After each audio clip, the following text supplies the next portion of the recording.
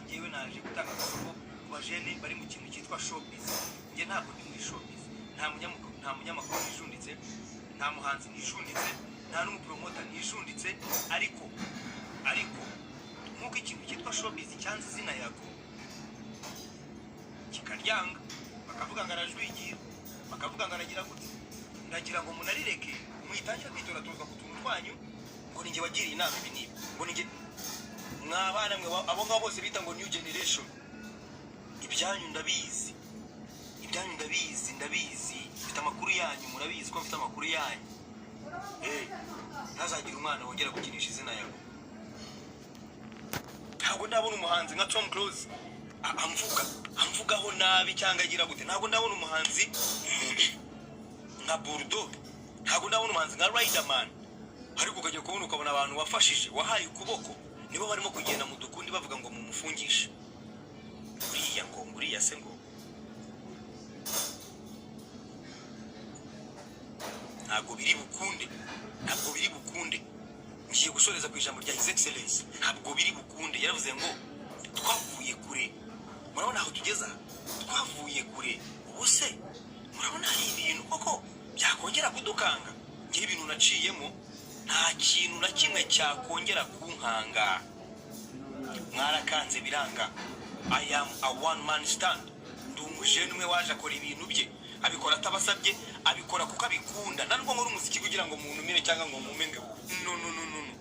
No, ngiye nkora umuziki kubera ko ngukunda. Ntabwo nkora umuziki kugira ngo mbone amafaranga none orekana n'abaraguri. Mutazagira ngo ndimo ndakompeta namwe, nta muntu ndimo gukompeta nawe. No. Ariko nanone mwabanyamuziki mwe nimenyera izina ryanjye ko mwiboneye, kuko murabizi ko mfite amakuru yanyu. Murabizi hari aho ngo baproducer birwe bigira ngo naba producer ngo bambere ngo mu gihugu ngo bagomba ngo gukora ngo amahiti ngo batakoza amahiti bakirirwa bigamba hirya iyo ngiyo, bavuga ngo Yago nintongera kumukorera indirimbo ngo nta hit azabona. Like for real? Uzongera gukorera Yago indirimbo nta hit azabona? Uraje ubibone ko hit tugiye kuyibona rero. Big energy team, get to youth. Get to youth. Tugiye kuyibona, tugiye kubona indirimbo inaruta n'izo ndirimbo zanyu zose zindi mwavuze, izo ngo mwakoze, kandi byose turabibona mu izina rya Yesu. Turabibona mu izina rya Yesu. Ibyo byose mwirirwa mwivugishwa inyuma iyo ngiyo. Kugira ngo nimwe muyoboye umuziki. Mwerwa gusohora indirimbo ryaje nyamuyoboye umuziki. Ko mwabafana mwe namwe barabafera. Abafana namwe sigaye ngiye kujya mbatekerezaho big time.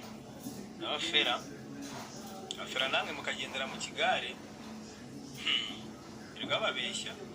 Namwe mukabyemera. Hanyuma babura icyo bakora bagahita bajya mu live ya Instagram, bagahita bajya ku YouTube, bagahita bashaka utuntu bitoratozwa, bagatangira guteranya abantu, bagatangira kuzana amabifu, bagatangira kuzana amatrend, bagatangira. Ariko Diamond ari muri beef nande muri Tanzania. Diamond ubu ngubu ko ari we umuhanzi navuga uyoboye East African music ku ruhando mpuzamahanga.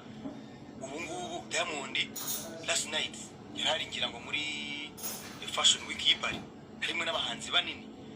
None se Diamond afitanye beef nande muri Tanzania. Kenzo afitanye beef nande muri Uganda. Fari Ipupa afitanye beef nande muri Congo. Mwashyize hamwe mugakora umuziki mugatezanya imbere, ibyo biboro by'amatiku mukabivamo kweri. Ko ari nacyo kintu ngiye nifuza ubu ngubu, ko nifuza ko mushyira hamwe. Kwigiye kigeze ko abanyarwanda basigaye bumvwa hanze, kwigiye kize mwashyize hamwe tugashyira hamwe natwe tugakubita amahanga umuziki, tukava mu biboro by'amagambo, tukava mu biboro byo guteranya, tukava mu biboro byo kwirwa mu matiku. None se ubu ntabwo twakora ibiganiro bitarimo beef kandi bikarebwa? None se ubu ntabwo twakora umuziki utarimo beef kandi ukarebwa? None se kuki twumva twategura amapranka cyangwa amabeef kugira ngo ibintu byacu birebwe? No. Uyu munsi mu mitwe y'abanyarwanda mumaze kubakamo urwango hagati y'umuntu witwa The Ben na Bruce Melody. Why? Kandi nabo babigizemo uruhare.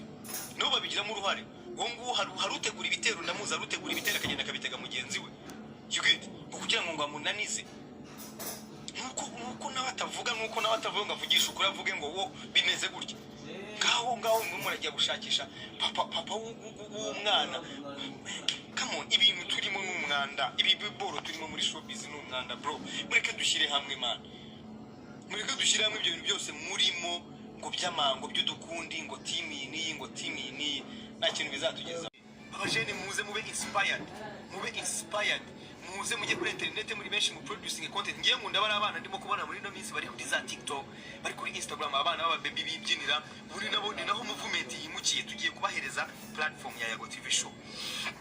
Aba TikToker uzutubwira uburyo ufite ibihumbi magana angahe kuri TikTok, uzubwira uburyo hari n'ubufaranga bikwinjiriza, udufaranga twinjira tuve mu matiku dukore bro, dukore people by'amatiku. Urabona umaze amezi angaho udasohora umuziki, ukumva we wajya mu matiku kugira ngo uvugwe? No, ukumva wakora prank kugira ngo uvugwe? No.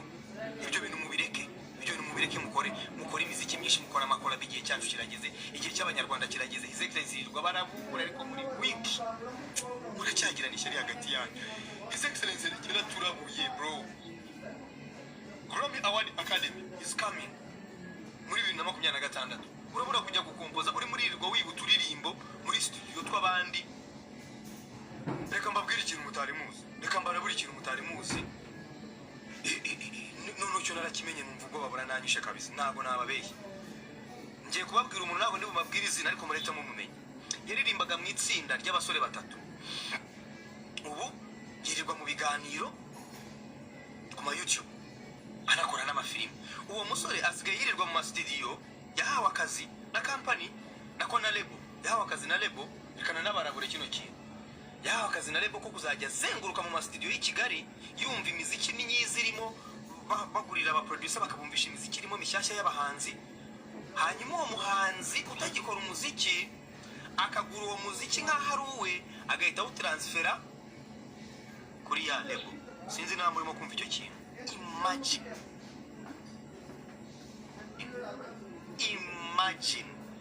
Imagine kuba hari abana bafite imiziki myiza bari kodinze irimo kwibwa.